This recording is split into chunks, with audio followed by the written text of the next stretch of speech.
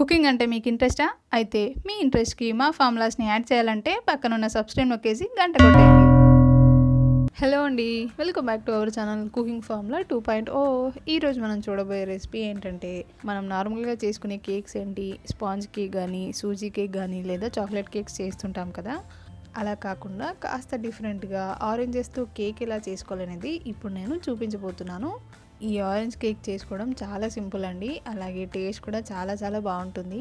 So late చేయకుండా ఈ orange cake రెసిపీని ఎలా చేసుకోవాలో ఇప్పుడు మనం చూసేద్దాం.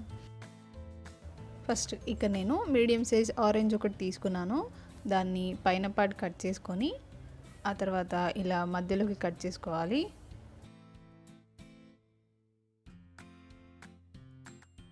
ఇప్పుడు ఒక కప్పు కానీ లేదా ఒక బౌల్ని తీసుకొని ఇలా వాటి జ్యూస్ని పిండుకోవాలి.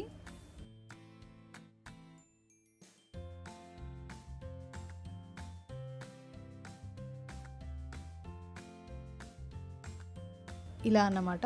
ఇప్పుడు ఇంకొక ఆరెంజ్ని కూడా మధ్యలోకి కట్ చేసుకొని దాని జ్యూస్ని కూడా తీసుకుందాం.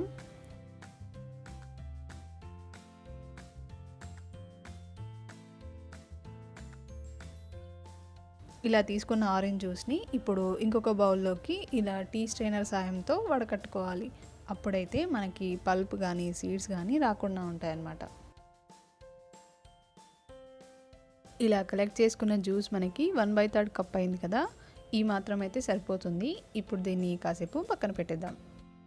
నెక్స్ట్ ఇప్పుడు ఒక మిక్సింగ్ బౌల్ తీసుకొని అందులో 2 ఎగ్స్ని ఇలా బ్రేక్ చేసుకొని తీసుకుందాం. నెక్స్ట్ అందులోకి 1/4 కప్పు పౌడర్ షుగర్ని యాడ్ చేసుకోవాలి. ఇక్కడ మీరు పౌడర్ షుగర్కి బదులుగా 1 కప్పు షుగర్ని యాడ్ చేసుకున్నా కూడా పర్లేదు. ఇప్పుడు ఆ రెండు బాగా కలిసేలా కనీసం 5 నుండి 10 నిమిషాల పాటు బాగా మిక్స్ చేస్తూ ఉండాలి.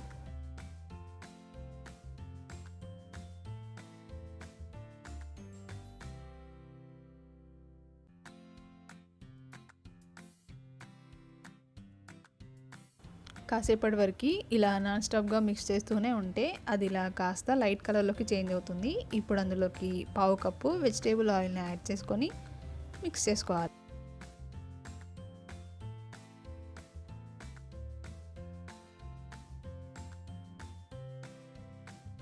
ఇలా ఆయిల్ మొత్తం కూడా అందులో మిక్స్ అయ్యేలా కలుపుకున్న తర్వాత ఇప్పుడు అందులోకి 1 కప్పు మైదా పిండిని అలాగే 1 టేబుల్ స్పూన్ బేకింగ్ పౌడర్ని కూడా యాడ్ చేసుకొని అంతా కలిసేలా బాగా మిక్స్ చేసుకోవాలి.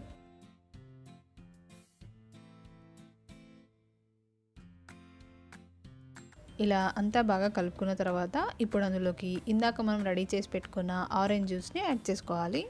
అలాగే కొద్దిగా అంటే ఒక చిటికెడు ఆరెంజ్ ఫుడ్ కలర్ని కూడా యాడ్ చేసుకొని మిక్స్ చేసుకోవాలి.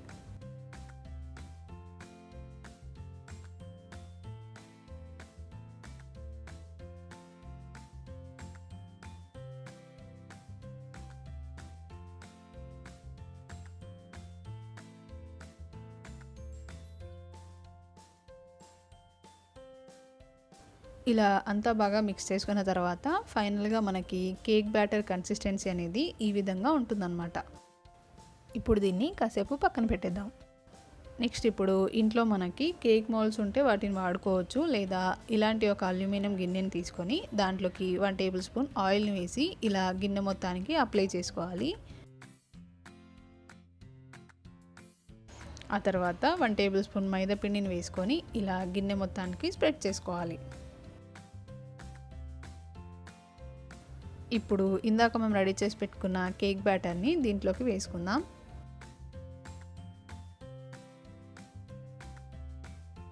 ఇలా బ్యాటర్ మొత్తాన్ని వేసుకున్న తర్వాత ఇప్పుడు గిన్నెను ఒకసారి పైనుండి కిందికి ట్యాప్ చేసుకోవాలి. నెక్స్ట్ ఇప్పుడు బేకింగ్ కోసం స్టవ్ పైన ఇలాంటి ఒక మందపాటి గిన్నెను పెట్టుకొని అందులో స్టాండ్ని పెట్టేసి మూత పెట్టేసి లో ఫ్లేమ్లో 5 నుండి 7 నిమిషాల పాటు ప్రీహీట్ చేసుకోవాలి. ఇప్పుడు మూత తీసి కేక్ మోల్డ్ని అందులో పెట్టేసి మూత పెట్టేద్దాం.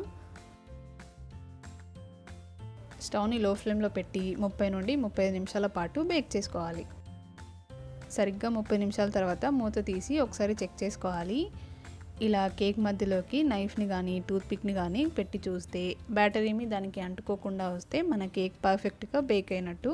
మీకు ఇంకా బేక్ అవ్వనట్టు అనిపిస్తే ఇంకొక 5 నిమిషాలు అదే ఫ్లేమ్లో పెట్టి బేక్ చేసుకోవచ్చు. ఇప్పుడు కేక్ మౌల్డ్ని బయటికి తీసి పూర్తిగా చల్లారిన తర్వాత ఇలా దాని ఎడ్జెస్ని క్లియర్ చేయాలి. ఇప్పుడు పైన ఒక ప్లేట్ పెట్టి గిన్నెను బోర్లించి ఒకసారి ట్యాప్ చేస్తే కనుక మనకి కేక్ ఈజీగా వస్తుంది. ఇంతే అండి, మన ఆరెంజ్ కేక్ రెడీ అయినట్టే. ఇప్పుడు దీన్ని పీసెస్ లాగా కట్ చేసుకొని సర్వ్ చేసుకోవడమే.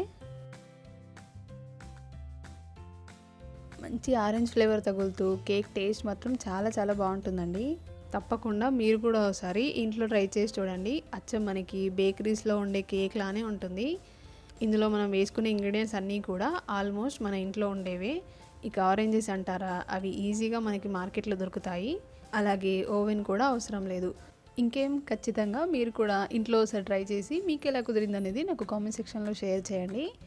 ఇప్పుడైతే థ్యాంక్స్ ఫర్ వాచింగ్ అండి. ఈ వీడియో మీకు నచ్చిందని అనుకుంటున్నాను. నచ్చితే కనుక లైక్ చేయండి, షేర్ చేయండి. ఇలాంటి మరెన్నో మంచి రెసిపీస్ కోసం subscribe to our channel cooking formula 2.0.